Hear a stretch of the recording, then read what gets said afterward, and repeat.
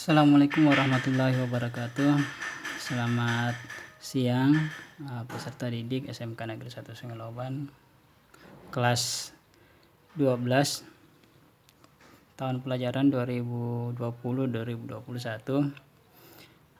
Mudah-mudahan semuanya dalam keadaan sehat walafiat. Pada pertemuan lalu kita telah membahas tentang materi pada bab 2, yaitu menikmati cerita sejarah.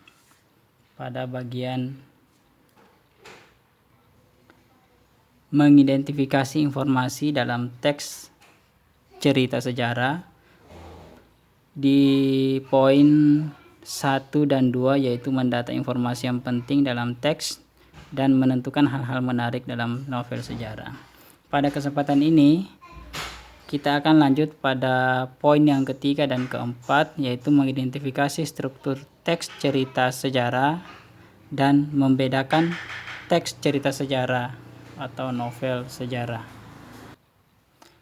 Pada video ini kita akan lanjut pada kegiatan ketiga, yaitu mengidentifikasi struktur teks cerita sejarah.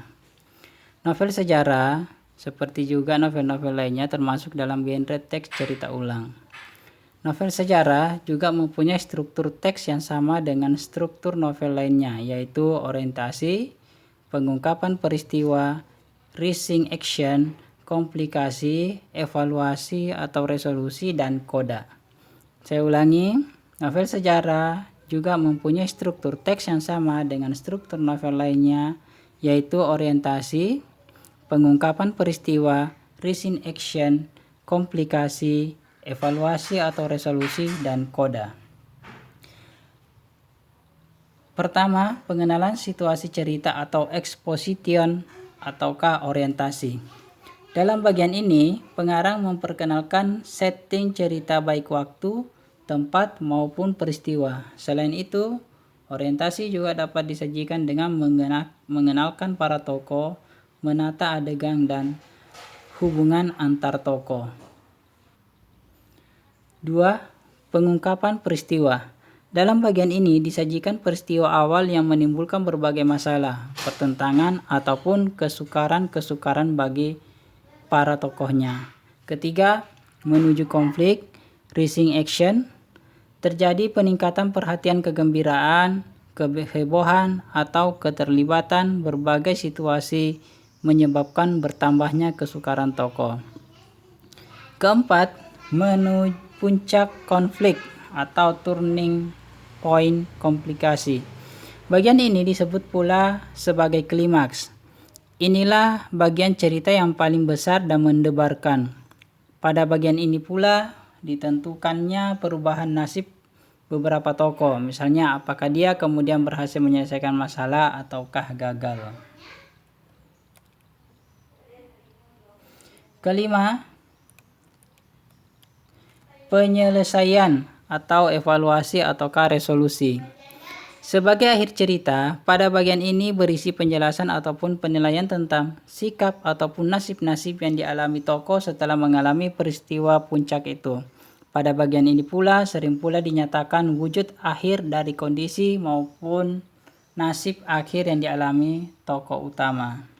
Keenam, koda. Bagian ini merupa komentar terhadap keseluruhan isi cerita yang fungsinya sebagai penutup. Komentar yang dimaksud bisa disampaikan langsung oleh pengarang dengan mewakilkannya pada seseorang tokoh.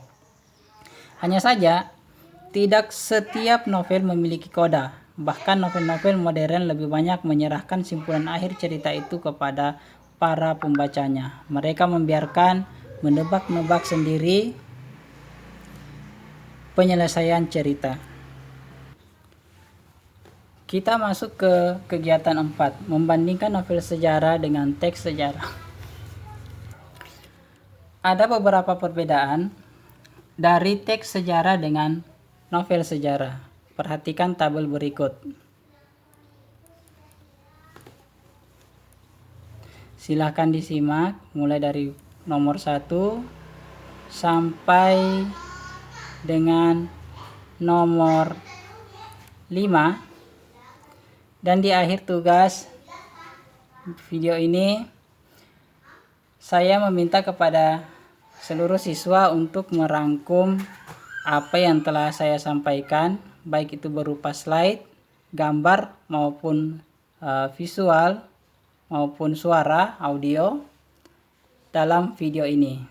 Untuk selanjutnya nantinya akan dikumpul pada link tugas yang berada pada daftar absen yang akan saya bagikan nanti. Akhir kata, demikian dulu pertemuan kita pada kesempatan ini. Tentunya dalam video ini banyak sekali kekurangan karena